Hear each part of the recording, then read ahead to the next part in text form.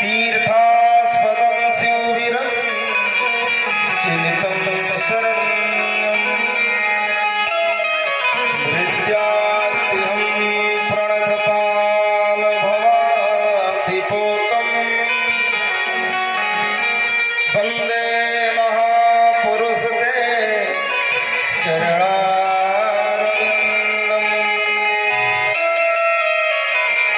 कृष्णाय वासुदेवाय देवकी नंदनाय च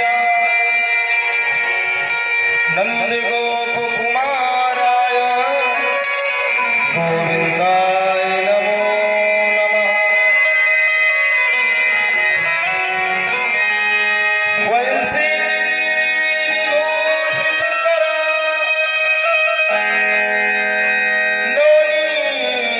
नवनीरिदाभा पीताम्बराधरुणिं फलाधरोष्ठां पूर्णेन्दुसुन्दरमुखादरविन्द्रनेत्रात् कृष्णात् परं किमभूत् तमहं न जाने। रामाय रामभद्राय रामचन्द्राय भेदसे श्रीरघुनाथनाथाय सीतया पतये नमः। अज्ञानतिमिरान्धस्य ज्ञानाञ्जनशलाकया चक्षुरुन्मीलितं येन तस्मै श्रीगुरुवे नमः।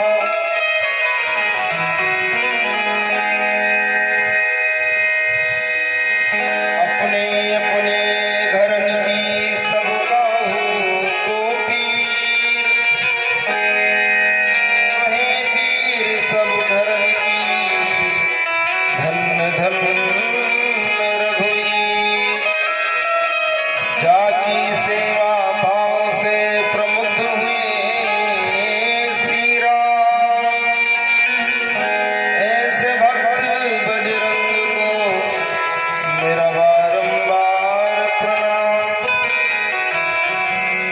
जय जय श्री राधा रमण, जय जय नवल किशोर, जय गोपी चित चोर प्रभु, जय जय माखन चोर। श्री वृंदावन बिहारी लाल की जय, राधा माधव सरकार की जय, आज के आनंद की जय। जय श्री राधे।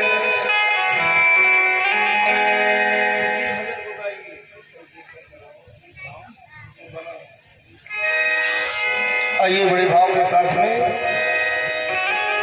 हम लोग भगवान की पावन मंगलमयी कथा में प्रवेश करें। उच्च स्वर से मधुर कंठ के द्वारा किशोरी जी को याद करें। हाँ,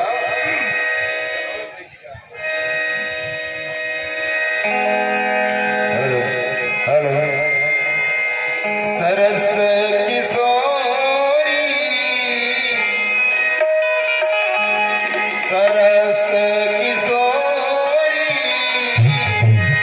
वयस की थोरी रत रस भ्रमोरी की जय कृपा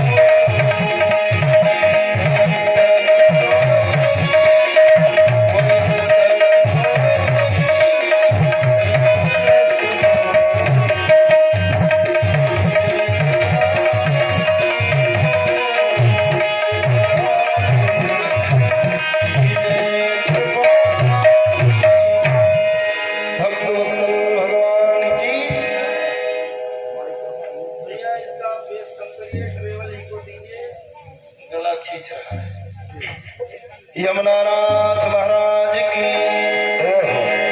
हिंगलाज महारानी जय हो, अयोध्या धाम की।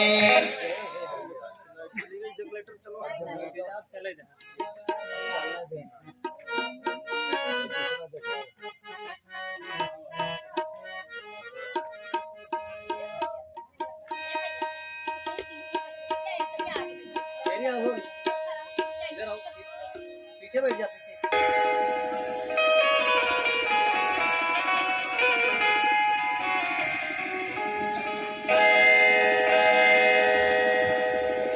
परम मंगल में परम प्राप्त रखले सरकार करुणा वरणालय भगवान चाहतरु असंख्य कल्याण गुणगण मिले।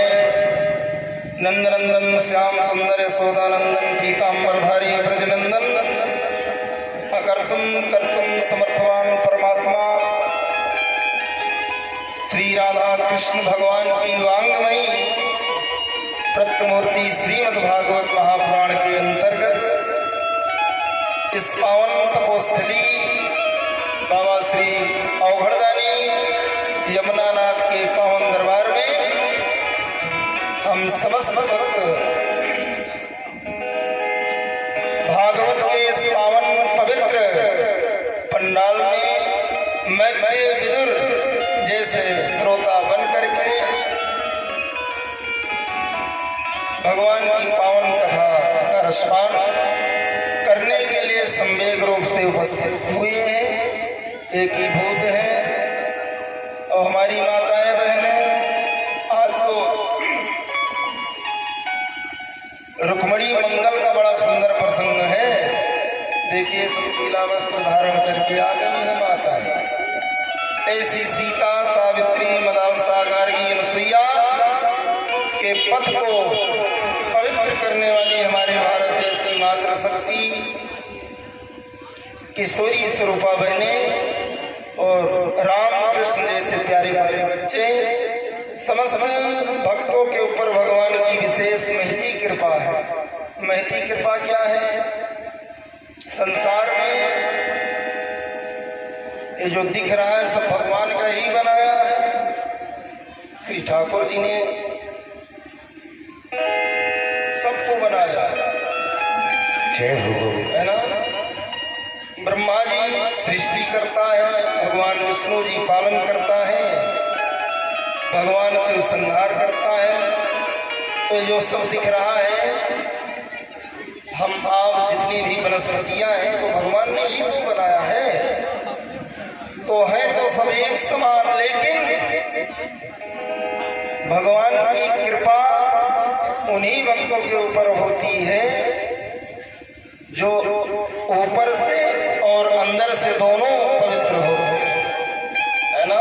इसी को कहते हैं आपृतः अहेत की कृपा। नहीं तो ये समय निकल जा रहा है, आज अष्टम दिवस है कथा का, ये दोबारा मिलेगा क्या? नहीं आ सकता है। तो भाग्योदेन बहुजन्म समर्जितेन सत्संगमं चलबते पुरुषो यदा वैहि। ये जो सत्संग का लाभ मुझे प्राप्त हो रहा है, आप सबको ये भगवान की कृपा ही है ना। तो अहंकार अगर मन में आ जाए तो समझ लीजिए भगवान उस भक्त को, उस जीव को कभी स्वीकार कर नहीं सकते हैं। आप लोगों ने रासलीला में दोपहर की कथा में श्रवण किया था, सहस्त्र माने हजारों गोपिकाएं थी।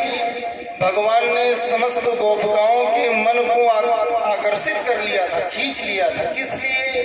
क्योंकि ब्रज की जो ब्रजंगनाएं हैं, जो सखियां हैं, भगवान को चाहती हैं कि हमारे पति हो, और भगवान अपने जैसा बनाना चाहते हैं।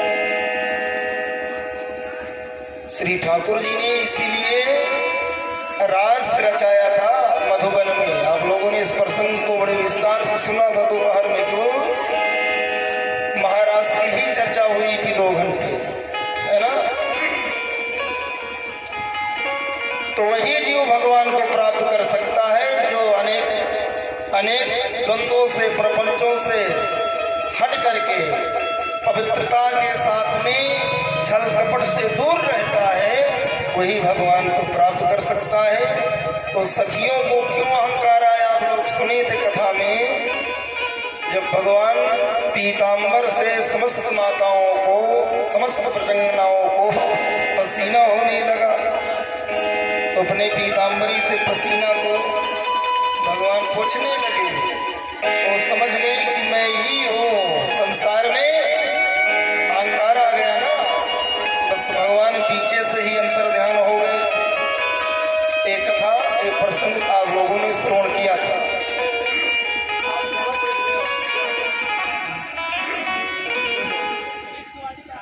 भक्त वत्सल भगवान की जय हो। तो श्री सुखदेव जी कह रहे हैं राजन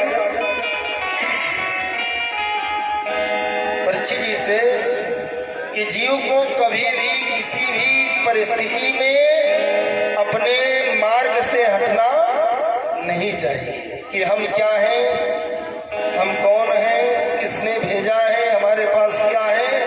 अगर ये सब आ गया मन में तो कहीं न कहीं हमसे कुछ न कुछ अहित हो सकता है। इसलिए हम सबको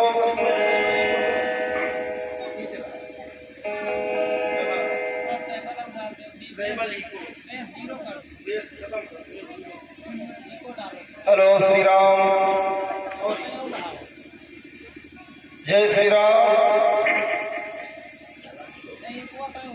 श्री राधे राधे राधे।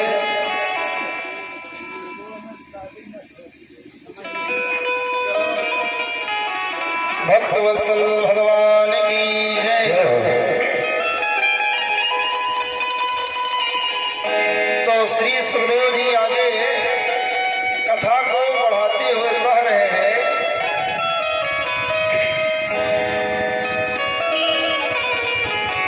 परीक्षित जी, हमने आपको भगवान की मंगलमयी रासलीला महाराज की कथा का रसपान कराया पूर्वार्ध में। अब आगे भगवान चाहते हैं मथुरा नगरी को देखने के लिए। क्यों? क्योंकि मथुरा नगरी कांचन की नगरी है, सोने से जड़ित है। छोटे पे जेल में जन्म हुआ, भगवान का अवतार हुआ, गोकुल चले गए, न नाना का दर्शन हुआ न मामा का दर्शन हुआ। तो भगवान भी चाहते हैं कि मथुरा का दर्शन हो। तो इधर सारे जो समस्त देवता है ना, मन में विचार करने लगे आपस में, देखो भगवान कंस को मारने के लिए, भक्तों का मान रखने के लिए ब्रज में आए हैं और अभी कंस सुरक्षित है। क्या किया जाए? नारद जी को ब्रह्मा जी ने कहा, देखो तुमसे ज्यादा विवेकी कोई है नहीं, समझाने में बड़े अच्छे हो, जाइए कंस के दरबार में। इधर नारद जी पहुंच गए हैं, कहाँ? कंस के। बड़ा सुंदर सत्कार किया है, कहा आइए बैठिए, आसन दिया है।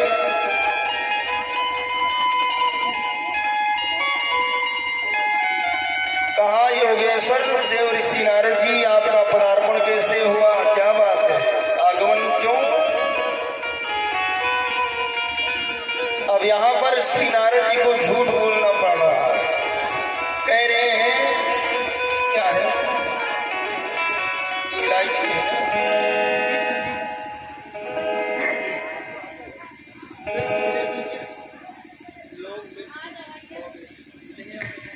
भक्त वत्सल भगवान की माता बैठी है।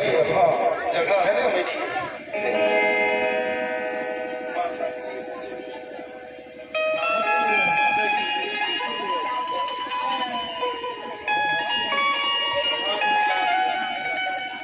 भक्त वत्सल भगवान की जय। नारद जी ने कहा, राजन कृष्णा कृष्ण कृष्णा प्रमेयात्मन योगेश जगदीश्वर वासुदेवा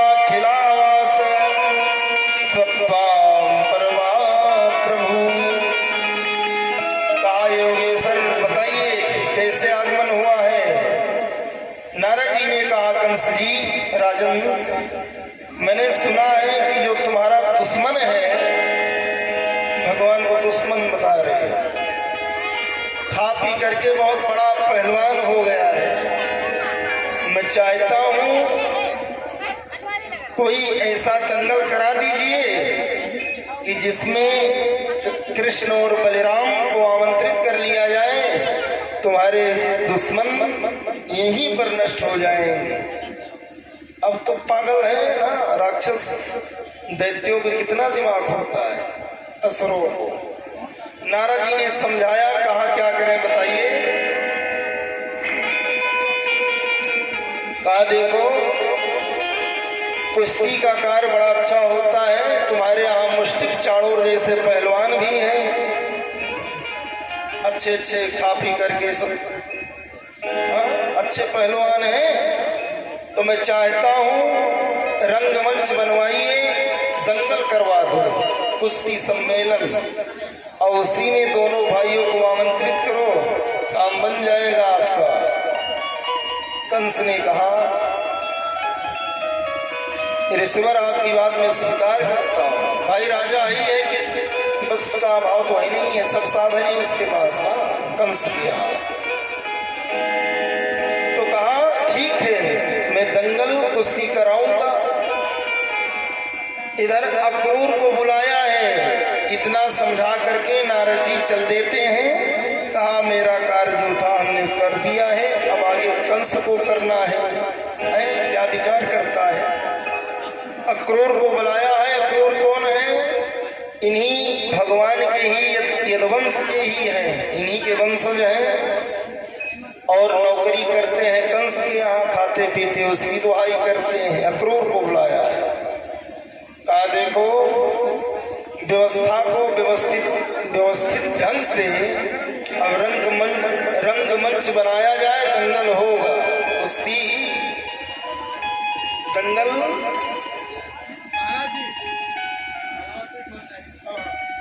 होगा, उसी में दोनों भाइयों को आमंत्रित कर लिए। अब अक्रूर ने सोचा है राक्षस है, लगता है दोनों भाइयों को किसी विशेष कार्य से बुला रहा है और हमको कह रहा है जाइए बुला के लाइए, आमंत्रित करिए। ये राक्षस है और छोटे छोटे बालक हैं, राजकुमार हैं, ये कार्य ठीक नहीं है। मन में विचार कर रहे हैं, लेकिन नौकर हैं भाई, स्वामी का कहना मानना पड़ेगा। कहा ठीक है महाराज जी, खत लेकर के मैं आमंत्रण पत्र लेकर के जाऊंगा, गोकुल चिंता न करिए। अब अक्रूर चाचा जो है कृष्ण और बलराम को बुलाने के लिए, आमंत्रित करने के लिए रथ को तैयार किया है, चल देते हैं। वृंदावन धाम के लिए प्रस्थान कर देते हैं गोकुल के लिए। और रास्ते में अनेक भाव आता है, छोटे छोटे हमारे वंशज हैं और ये राक्षस है, कहीं ऐसा न हो विश्वासघात ना कर दे। लेकिन जानते हैं ना, भगवान साक्षात नारायण है, भगवान का कोई बिगाड़ नहीं सकता है कुछ, है ना। सूर्य उदय होने के पहले अक्रूर जी गोकुल पहुंच गए और जैसे ही गोकुल पहुंचे हैं, रथ पहुंचा है, तो ब्रजमंडल के जितने ग्वाल हैं, बाल हैं, भजनकराएं, माताएं अक्रूर को देख करके बड़े बड़े संचित हो गए। जैसे बड़े दिनों के बाद में प्रीतमा का प्रेमी शहर भर चले जाते हैं ना, तो याद किया करती है हमारे स्वामी जी अभी आए नहीं है, हमेशा याद आते हैं। उसी प्रकार से अक्रूर जी को ब्रजवासी बहुत मानते हैं, क्योंकि यदुवंशी हैं, वंशज हैं। तो बड़े दिनों के बाद में आए हैं ना, तो सब सुंदर एक जो है टोली बना करके मिल रहे हैं और पूछ रहे हैं चाचा जी कैसे हो। जो बड़े दिनों के बाद में दर्शन होता है ना, तो ऐसा भाव बनता ही है। तो अक्रूर जी अक्रूर जी का बड़ा सुंदर स्वागत सत्कार हुआ और उसके बाद में नंद बाबा ने कहा बताओ क्या लेके आए हो? कहा एक खत है, इसी ने सबको आमंत्रित किया है कंस, मथुरा चलना पड़ेगा आप सबको। और इधर भगवान चाहते भी थे, हाँ भगवान चाहते थे कि दर्शन हो, मथुरा कांचन नगरी देखे जल्दी। अब सुबह एक रात विश्राम किए हैं क्रूर जी नंद भवन में, बड़ा स्वागत सत्कार हुआ है। बलराम और भगवान कृष्ण दोनों भाइया राजकुमार, भगवान नारायण है, साक्षात परमात्मा है। अक्रूर चाचा का बड़ा सुंदर सेवा किए हैं, पांव दबाए हैं। और सुबह होते हुए जैसे सुबह हुई है, नंद बाबा कहा ऐसे तो लाला को छोड़ने वाला नहीं है, बुढ़ापे में मिला है और कंस तो जानता ही है कि नंद के लाला के द्वारा ही मेरी मृत्यु होगी, तो इसलिए अकेले नहीं जाने दूंगा, मैं भी चलूंगा साथ में। सारे बाल बाल भगवान के साथ में, नंद बाबा भी हैं, मथुरा के लिए प्रस्थान करते हैं। बड़ी गजब की मंडली है भाई, है ना? ब्रजवासी तापक थैया तिलक लगाते हैं यहाँ। ब्रज, जो ब्रज की भाषा भी बड़ी मधुर है ना? जो ब्रज शैली है, ब्रज भाषा है, बड़ी सुंदर है। और सब गैया चराने वाले हैं भाई, वस्त्र इत्यादि सब फटे हैं, गंदे हैं, मैले हैं। जो जैसे जिस हाल में है भगवान के साथ में कहा हम भी आपके ननिहाल चलेंगे देखने, मामा के मित्र ही है, सब चल देते हैं। तो रास्ते में जब मथुरा के पास पहुंचे हैं तो एक धोबी वस्त्र धुल रहा था, तो श्री दामा और मनसूखा ने कहा कन्हैया, कहा क्या है बताइए, देखो बड़े अच्छे अच्छे चमकीले वस्त्र हैं, इसमें से अगर मिल जाए तो पहन ले, हम लोग मामा के यहाँ जा रहे हैं और हम लोग तो गैया चराने वाले हैं, मेला कुचेला वस्त्र है मेरा सबका। कहा तू ठीक कह रहे हो, चलो देखते हैं कौन है। भगवान गए और भगवान को देखते ही वो धोबी पहचान गया, त्रेता का धोबी है, जिसके कहने पर भगवान राम जी ने गर्भवती माँ सीता को घर से, राजमहल से बाहर किया था। भगवान भी जानते थे इस राज को। जैसे ही देखा है, इधर उधर बड़ा शब्द बोलने लगा है ठाकुर जी को धोबी। गैया चराने वाले गंवार वाला, ये राजा का वस्त्र है, तुम्हारे ऊपर सुशोभित नहीं होगा। सुंदरम किम ना सुंदरम माँ, जो संसार को इतना सुंदर बनाया है, जो सृष्टि को इतना सुंदर बना सकता है, परमात्मा तो बहुत सुंदर है ना। बस माँ जानकी की याद आ गई है भगवान को। ठीक, क्रोधित होके एक चाटा लगा दिया है उसके सिर पर, उसका सिर आकाश में उड़ गया है, तुरंत प्राणांत हो गया, धोबी समाप्त हो गया। अब सारे जो ब्रज सखा है, बाल बाल है भगवान के, भगवान ने आदेश दिया कि अच्छा चलो इसमें से जो वस्त्र पहनना हो पहनो। अब भाई वो वस्त्र राक्षसों का वस्त्र है, बड़े बड़े वस्त्र है और बाल बाल छोटे हैं। सखाओं ने इशारा किया, कहा कन्हैया हमारा ही वस्त्र ठीक है, ये चमक वाला नहीं ठीक। कहा नहीं, आगे बढ़े हैं तो श्री दामा एक जो है वस्त्र सीने वाला दर्जी मिला है। भगवान दर्जी के पास गए हैं, कहा देखो ये जो हमारे मित्र हैं, सखा हैं, सबको बढ़िया सुंदर से सबके नाप का वस्त्र कर दीजिए, जो बड़े बड़े वस्त्र हैं। अरे कहा ठीक है सरकार जी, स्वीकार है। समस्त सखाओं को श्री दामा नाम का जो दर्जी था, सब सखाओं को वस्त्र दिया और भगवान ने आशीर्वाद दिया, कहा जाओ हमेशा लक्ष्मी की कृपा आपके ऊपर बरसती रहेगी, कभी भी धन का अभाव नहीं रहेगा, आप फूलते फूलते रहोगे। और आज देखिए जो कपड़ा सीने का कार्य करते हैं, बताओ खुश रहते हैं ना, चकाचक व्यवस्था रहती है। भगवान पहले ही आशीर्वाद दिए। अब आगे बढ़े हैं तो कांचन नगरी मथुरा में भगवान प्रवेश कर जाते हैं। तो रास्ते में कुब्जा मिल जाती है, कुब्जा मिल जाती है। कुब्जा कौन है?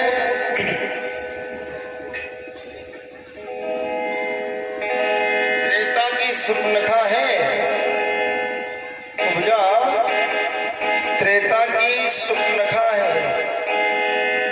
जैसे भगवान आगे बढ़े हैं तो सुगंधित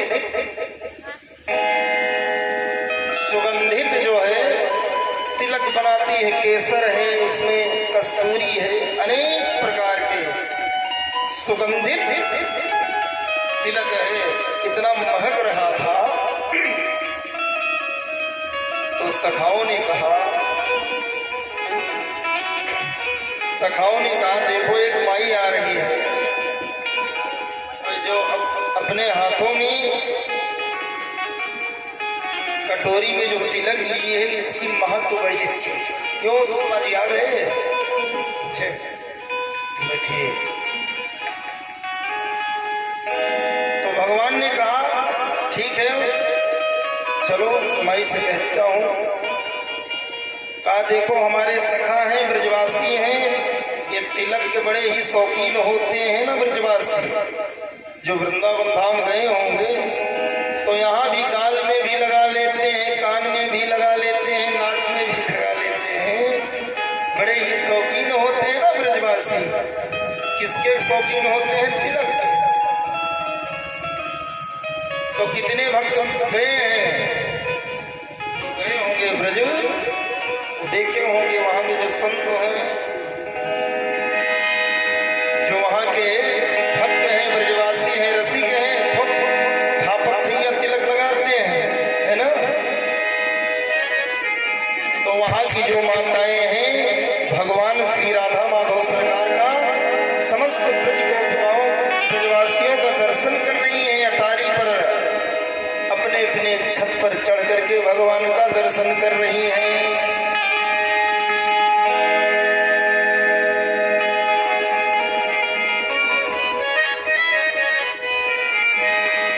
अकेली गई थी ब्रज में, कोई नहीं था संग में, मोर पंख वाला मिल गया है, मोर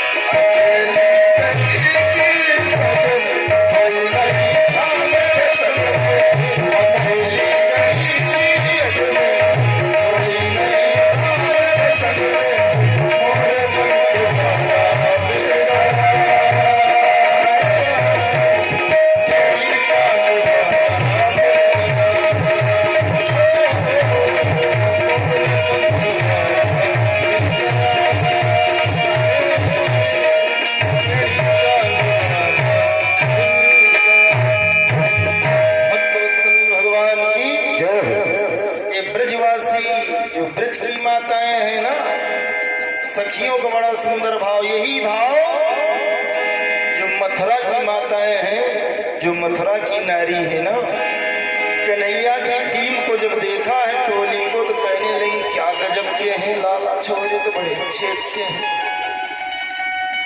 राजा का कपड़ा पहने हुए हैं, चमकौला सुंदर वस्त्र है। इधर कुब्जा समस्त जो बाल बाल है भगवान को खूब सुंदर तिलक लगाई है, यही पर कुब्जा के ऊपर भगवान की कृपा होती है। अथ प्रजन्न राजपथे निमाधो स्त्रियं गृहीत विलोकयम् विलोके कुब्जा युवती वराणां प्रयच्छति।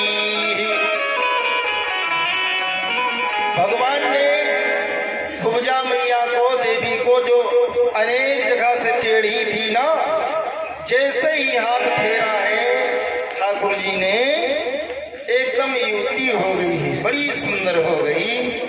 अब पहचान गई कि त्रेता के राम है, लखन है। श्री सुखदेव जी कहते हैं परीक्षित जी, अब भगवान रंगमंच की ओर जा रहे हैं,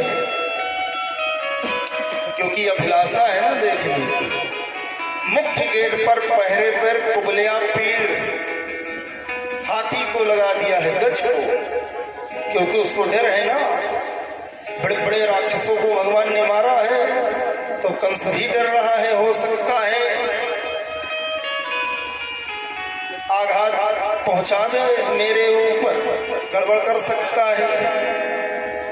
तो कुबलिया पीर के पास में भगवान पहुंचे हैं ना, जैसे पहुंचे हैं बस अपने सूंड को आगे बढ़ा दिया है और भगवान को लपेट दिया।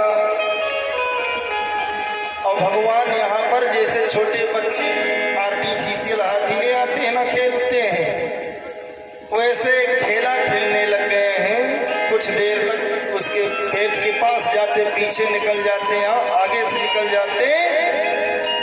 बस कुछ देर के बाद में भगवान ने उस कुबलिया पीड़ हाथी के सूंड को पकड़ करके नचा दिया है और नचा के फेंक दिया आकाश में, जा करके बहुत दूर गया है, करके गिरा पृथ्वी पर, खत्म हो गया।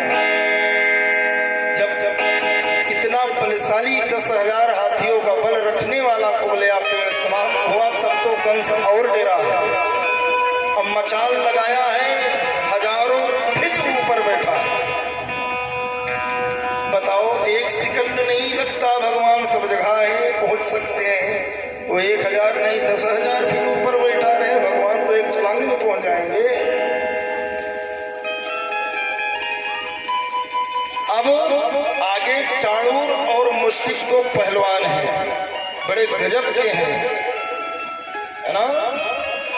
मुष्टिक और चाणूर दोनों पहलवान तैयारी में हैं। और जैसे ही भगवान पहुंचे हैं श्री राधा माधव ठाकुर जी, सारे वहां पर देवता, किन्नर, गंधर्व, यक्ष, राक्षस सब हैं, सबको आमंत्रित किया था कंस ने। भगवान को मने ही मन में प्रणाम किया है। तो प्रस्ताव रखा, बलिदाऊ जी बड़े विवेकी है ना, कहा देखो हम दोनों भाई बहुत छोटे हैं, अब तुम्हारे पहलवान जो चाणूर और मुष्टिक हैं बड़े हैं। अब आज भी जो कुश्ती दंगल होता है लाल जी भैया, तो पेट पहले होता है, तुम्हारी योजनाएं कितनी है। तो कहने लगा, चाणूर कह रहा है, न बाले ने, तू बालक नहीं है, कह रहा है न बाले न किशोरस्तुम, न तू बालक है न किशोर है।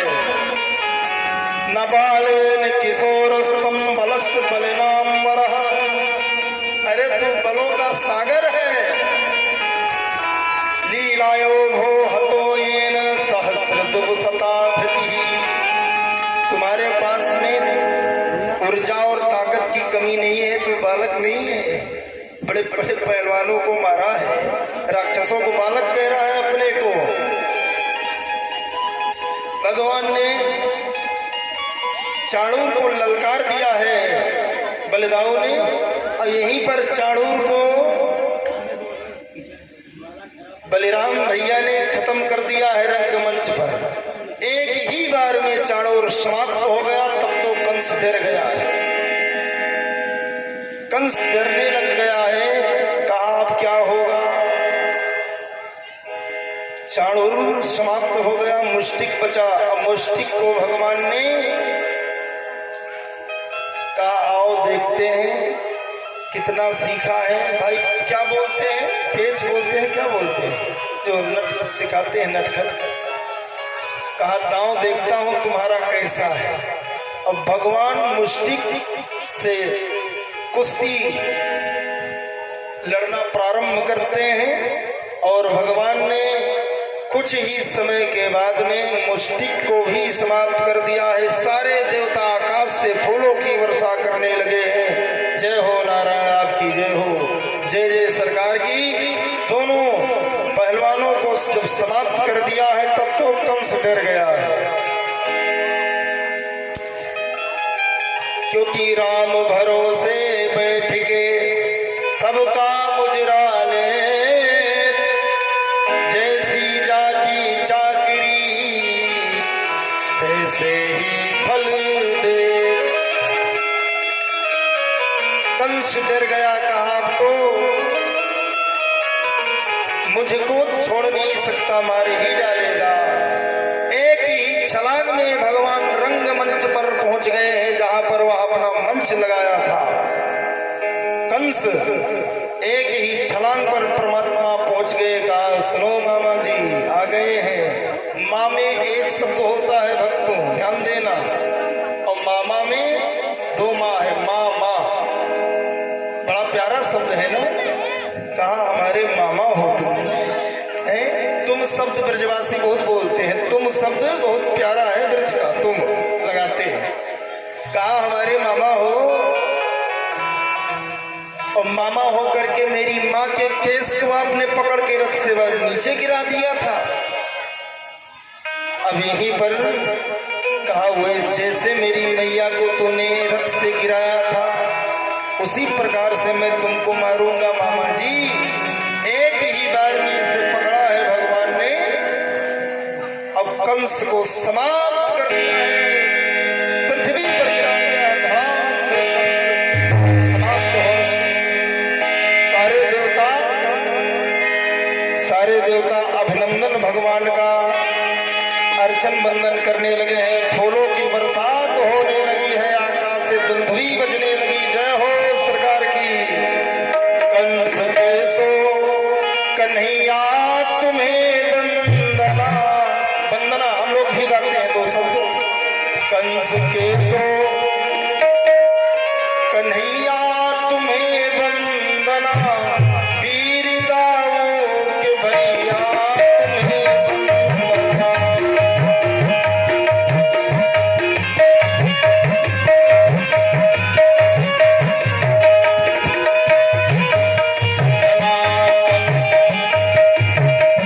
कंस केसो कंस को तुम मरैया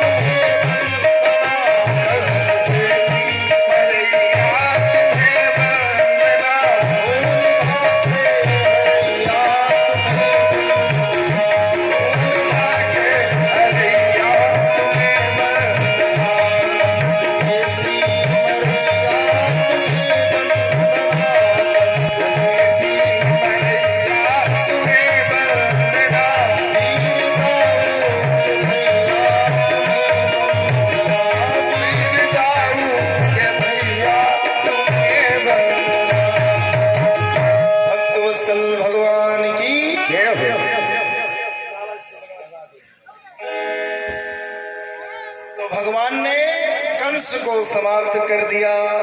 जब कंस मर गया तो भगवान सीधे पहुंच गए हैं जेल, नाना उग्रसेन के पास। कभी नाना का दर्शन नहीं हुआ था। मामा जब मर गए तो नाना के पास वो पहुंचे और जैसे परिचय दिया ना, मैं यशोदा देवकी नंदन हूँ। अरे भैया, उग्रसेन ने सीने से लगा लिया है, कहा मेरे नाती हो, कहा अब राजपाट चलाओ हमारा। और ये जो हमारी माताएं बहनें रोड में बैठ रही हैं, इधर बैठने की व्यवस्था है, माताओं की लाइन में बैठ जाएं। माताओं से निवेदन है रोड में ना बैठे। उग्रसेन ने भगवान को सीने से लगा लिया है। थोड़ा थोड़ा आगे आ जाएं, ये माताएं जो बैठी आगे आ जाएं, थोड़ा थोड़ा तो आगे जगह पीछे हो जाएगी ना, तो वो लोग भी बैठ जाएंगे।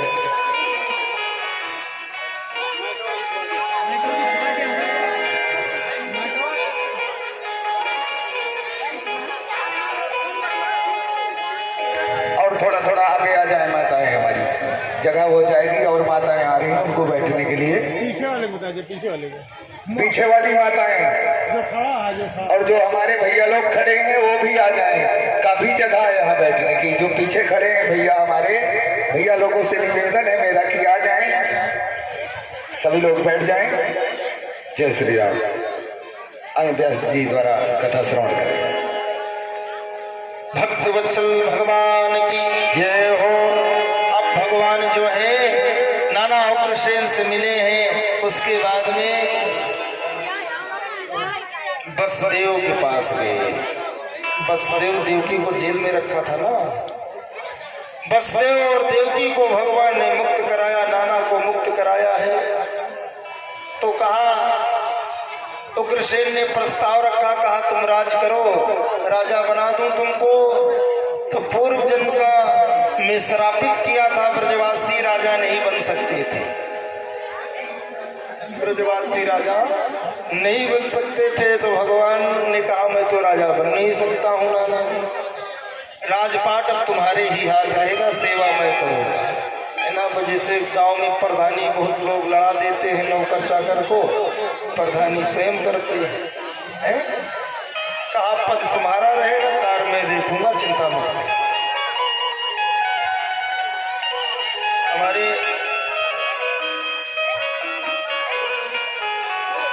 अब आगे है कि कथा को बढ़ाते हुए श्री सुखदेव जी कह रहे हैं, परीक्षित जी, जो ब्रज के मथुरा के जितनी माताएं हैं कहती हैं कि ये वसुदेव का लाला जो है साक्षात क्या है, मातरम पितरम चैव मोच विद्वाय बंधना। धन है इनके माता पिता जिन्होंने इनको जन्म दिया है। देवकी वसुदेव नंद बाबा को आशीर्वाद दे रहे हैं सारे मथुरा के लोग। मातरम पितरम वृद्धम भई साधवी सुतम शिशुम गुरुम विप्रम प्रपन्नम च कल्पो भ्रयम आगते। तो भगवान कहते हैं जो बालक समर्थवान होकर के ध्यान देना। भैया युवा पीढ़ियों के लिए कहना है, ये भगवान स्वयं कह रहे हैं, भागवत का बड़ा सुंदर श्लोक है, संकेत दे रहे हैं भगवान। जो बालक समर्थवान हो करके अपने माता पिता की सेवा नहीं करते हैं, उनके कहे हुए वचनों का पालन नहीं करते हैं, तो वो जिंदे ही मुर्दे के समान हैं। भागवत में मातरम पितरम वृद्धम भार्यम साध्वी सुतम शिशुम गुरुम विप्रम प्रपन्नायाम कल्पदोषम वासनम मृतः। वो मृत शरीर के समान है, मुर्दे के समान है, जो अपने माता पिता की सेवा नहीं करते हैं। कितने भैया लोग हैं जो माई की सेवा करते हैं, जरा हाथ उठाओ तो प्रणाम करते हैं, पांव दबाते हैं। युवा भाई हमारे क्यों नहीं भैया? हाँ, माता का पिता का आशीर्वाद भगवान से बढ़ के हो। संस्कार सीखिए कथा से, और इसकी आवश्यकता है कुछ दिन में। जो पहले पंगत जैसे साधुओं की, हमारी सबकी संतों की बैठती है पंगत गांव में भी चलती थी, शादी विवाह में, ब्रह्मभोज में। अब तो लगा देते हैं भैया, क्या बोलते हैं, बफर सिस्टम, क्या बोलते हैं, युद्ध बोलते हैं उसको। अरे ऐसी व्यवस्था हो रही है। एक बार हम भी गए थे अभी जल्दी में लखनऊ, सरोजनी नगर में व्यवस्था थी। तो एक चेला था श्रीवास्तव जी, कहा गुरुजी आइए। गए तो कहा हिलवा प्रसाद फल और क्या क्या था, फलहार की व्यवस्था करें। महाराज जी है इसी ले लीजिए। और उसमें प्रवेश किए, हम 3-4 लोग थे अयोध्या से। इतनी भीड़ थी भैया कि उसमें एक सब्जी लिया था, सब एक पंडित के धोतिए भी गिरा दिया। हाँ, भगे बेचारे। तो ऐसी व्यवस्था है, इसी व्यवस्था में भोजन होता है। नहीं, सुंदर पंगति बैठती थी, बढ़िया हरी पत्तल थी। व्यवस्था कितनी अच्छी थी। अब तो खड़े खड़े खाइए, लीवर भी कमजोर हो जाएगा। खाना भोजन पचेगा कहाँ, बैठ के भोजन करना चाहिए, बैठ के जल ग्रहण करना चाहिए। एक बार 2 विदेशी आए भारत में, शुक्ला जी, और एक शुक्ला जी के यहाँ भंडारा था भागवत का। तो पहले कोरस चलता था, माठा। अब इधर बढ़िया सुंदर पूड़ी सब्जी, कोहड़ा की, कद्दू की सब्जी, पूड़ी, शक्कर की व्यवस्था थी शुक्ला जी के यहाँ। अब गर्मी का सीजन था, खूब पूड़ी सब्जी खा रहे थे, पसीना पसीना हो रहा था। तो जो दोनों विदेशी आए थे वो डॉक्टर थे, कहने लगे जितने भारतवासी हैं जो खा रहे हैं गर्मी में सब मर जाएंगे। बताओ, पूड़ी खा रहे हैं, सब्जी, पसीना पसीना हो रहे हैं। और कुछ देर के बाद में जब कोरस चलने लगा मट्ठा, तो दोनों विचार करने लगे तो दवा भी जानते हैं, कोरस पी रहे हैं, बच जाएंगे। तो यहाँ ये भारत देश है भैया, इसमें बहुत ही दिमागी है यहाँ के लोग, दिमाग लगा रहे। बंद करो भैया।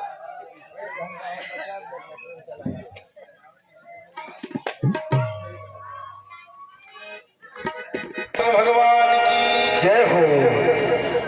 हाँ, तो ऐसे आजकल की जो नई बहुएं आती हैं, एक कथा हमारी भी जल्दी में थी, गांव के बीच में यजमान किया।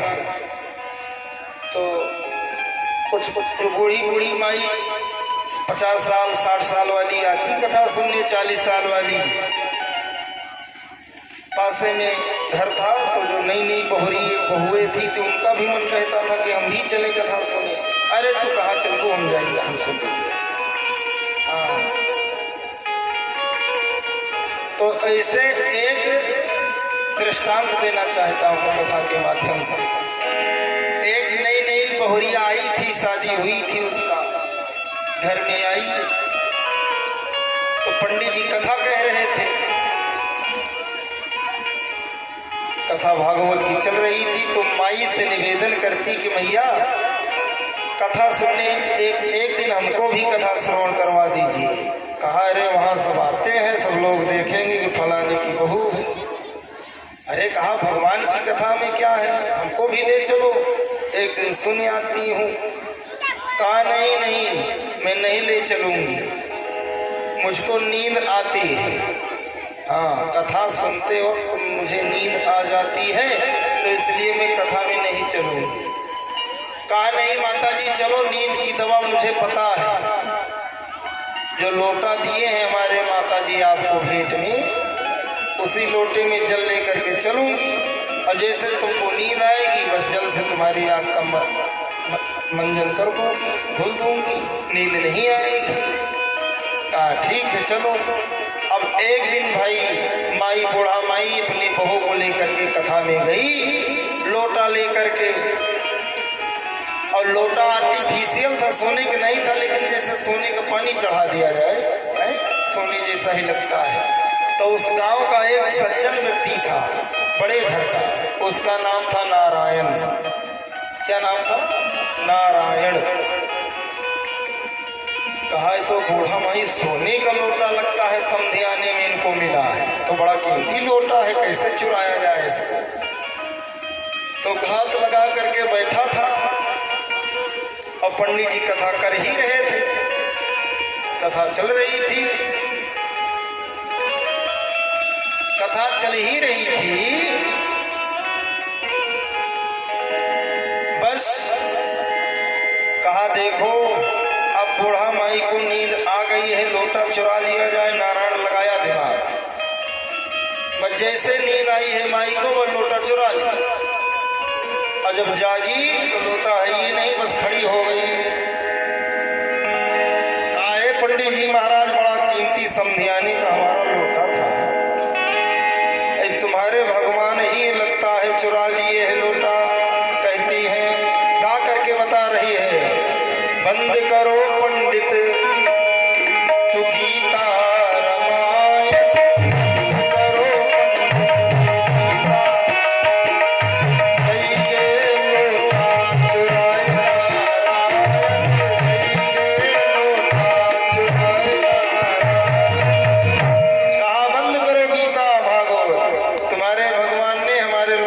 चुरा लेंगे। जैसे इस गीत को गाया ना, इतना कहा बस नारायण जो था बात से सुन गया। कहा लगता है माई ने लोटा ले जाते और मुझको देख लिया है तो बड़ी बेइज्जती होगी। हाँ, फलाने के पुत्र ने मेरा लोटा चुरा लिया, अब तो बड़ी बेइज्जती होगी। अब बूढ़ा सोएगी नहीं तो लोटा कैसे रखे। अब घर चली गई है, दूसरे घर पर जाकर के बहू को खूब फटकार लगाया। कहा देखो भगवान ने चुरा लिया लोटा, समधियाने का चीन चला गया। कहती हो चलो कथा सुना लो, कथा सुना। अब तो जो बहू थी खूब सेवा सत्कार करने लगी। कहा देखो माई, अब पुनः एक बार और चलो कथा में, भगवान की कृपा होगी तो आपका लोटा अवश्य मिल जाएगा। माई चलो एक बार और हमको कथा सुनवा दो। यही रुक्मणी मंगल का प्रसंग था। अब माई आई है, उनका मन लोटा में है, कथा में नहीं है। इधर उधर लगती लोटवा मिल जाता हमारा। कुछ देर के बाद में पुनः नींद आ गई है। अब लोटा लेकर के नारायण एकदम फिट थे कि कब माई सोए कब लोटा रखे। अभी हमारे घर तक बात पहुंची नहीं है। कोई ऐसा प्रसंग आ गया कि पंडित जी कथा को विराम कर दिए, माने कि अपने कथा बोलना बंद कर दिए हैं।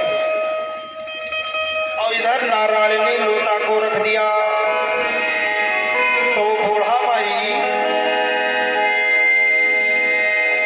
माई जैसे लोटा को देखा तो पंडित जी से कहने लगी माई, अरे शुरू करो पंडित तू गीता रामायण, शुरू करो पंडित गीता रामायण, शुरू करो पंडित। लोटा हमारा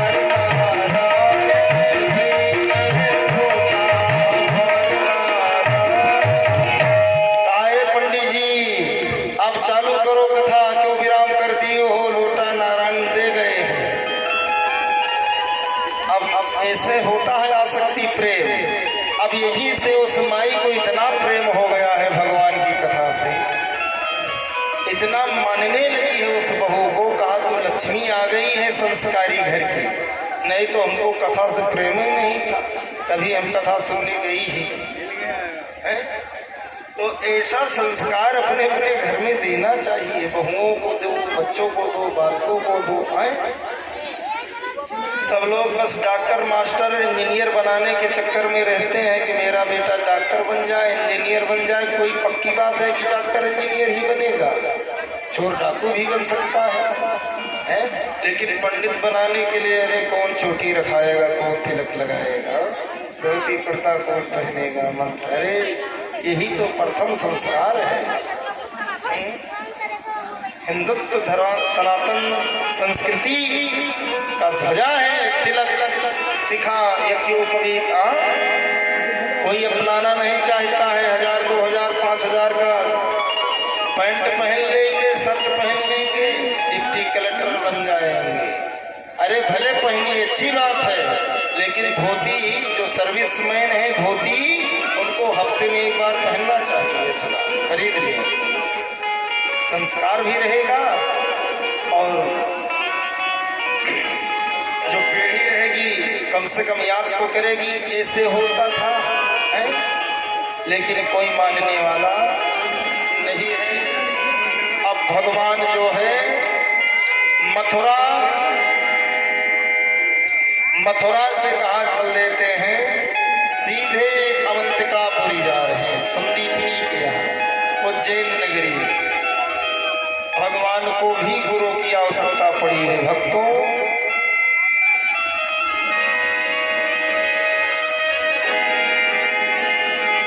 भगवान जा रहे हैं संदीपनी के यहाँ उज्जैन पढ़ने। तो परीक्षित जी ने प्रश्न किया कि ये बताओ राजा, भगवान तो जगत गुरु हैं, संसार के गुरु हैं, तो भगवान को गुरु करने की क्या आवश्यकता पड़ गई? तो एक कथा आती है, संदीपनी के गुरु का नाम था उपमन्यु। क्या नाम था? उपमन्यु। ध्यान देना, इस कथा को सुनिए, कोई नहीं सुनाता। तो उपमन्यु संदीपनी जी महाराज को बहुत प्यार करते थे, बहुत मानते थे।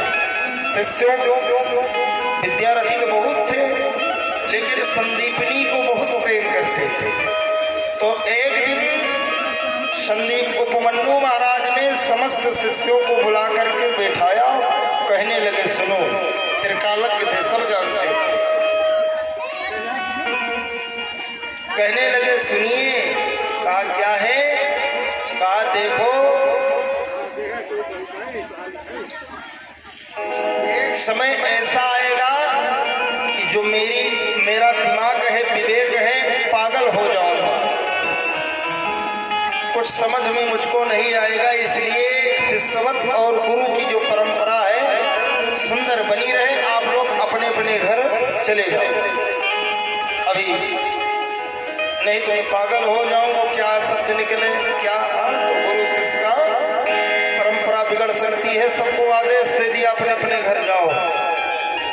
तो सब तो चले गए, लेकिन संदीपनी जी महाराज कहने लगे मैं गुरुदेव भगवान को छोड़ के नहीं जा सकता, मैं नहीं जाऊंगा, रात नहीं जाऊंगा। पागल अवस्था हो गई। उस पागल अवस्था में बड़ी सेवा किया है संदीपनी जी उपमन्यु जी महाराज। कुछ समय के बाद में पुनः अपनी अवस्था में आ गए, जैसे पहले थे वैसे हो गए उपमन्यु जी। कहा रे और तुम्हारे साथी लोग कहाँ गए? कहा सब अपने अपने घर चले गए थे, आपने आदेश दिया था। आप क्यों तुम नहीं गए? कहा मैं नहीं गया गुरुदेव भगवान।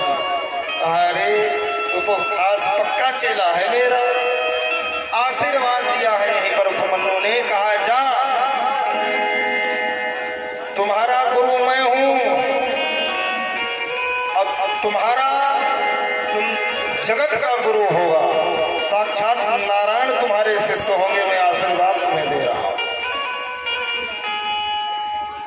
जगत गुरु का गुरु हो जाएगा तो मैं आशीर्वाद है मेरा। आशीर्वाद दे दिया। आज वही आशीर्वाद पूरा करने के लिए भगवान उज्जैन नगरी जा रहे हैं। तो सुखदेव जी से कह रहे हैं परीक्षित जी कह रहे हैं सुखदेव जी से, तो महाराज भगवान को भी गुरु बनाना पड़ा है। अब यहीं पर भगवान उज्जैन नगरी जा रहे हैं। कहाँ जा रहे हैं? उज्जैन नगरी गुरुगृह गए पढ़ने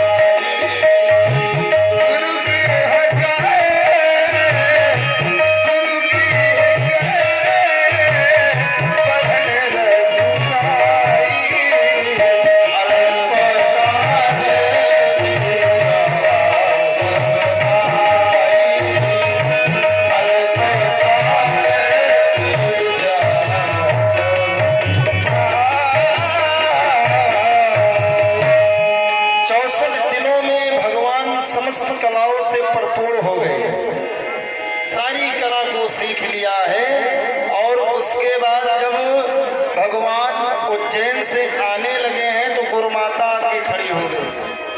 देखो कुछ गुरु दक्षिणा दे करके जाइए, आपने सीखा है, गुरुदेव भगवान ने आपको कुछ न कुछ ज्ञान दिया है, समस्त कलाओं से भरपूर आपको किया है, तो कुछ दे करके जाओ। भगवान ने कहा मैया क्या चाहती हो? तो माँ ने कहा गुरु पुत्र विहानी तम, मैं आपकी गुरु माता हूँ, तुम्हारे गुरु का पुत्र आज के कई साल पहले दक्षिण दिशा को गया था, तब से वापस नहीं आया। अगर देना है तो मेरे पुत्र को वापस कर दीजिए। अब तो जगत गुरु परमात्मा है, परमेश्वर है, माई ने मांगा है गुरु माता ने, तो भगवान ने कहा ठीक है, मैं अवश्य आपके पुत्र को दूंगा मैया, वापस ला करके। भगवान समुद्र में गए हैं, समुद्र के पास गए तो समुद्र के भीतर एक शंख रूप में पांचजन नाम का असुर रहता था। भगवान ने उसको पकड़ा है, कहा बोल हमारे गुरु माता का पुत्र देखा है? कहा नहीं ठाकुर भगवान, यहाँ पर गुरु माता पुत्र को मैंने नहीं देखा है। अब उसके बाद में जब भगवान ने बहुत प्रयास किए हैं, गुरु पुत्र नहीं मिला है, तो सीधे संयमीपुरी पहुंचे हैं। संयमीपुरी धर्मराज के पास में संयमीपुरी डगमगाने लग गई है। कहा कौन आ रहा है, कौन ऐसा शक्तिशाली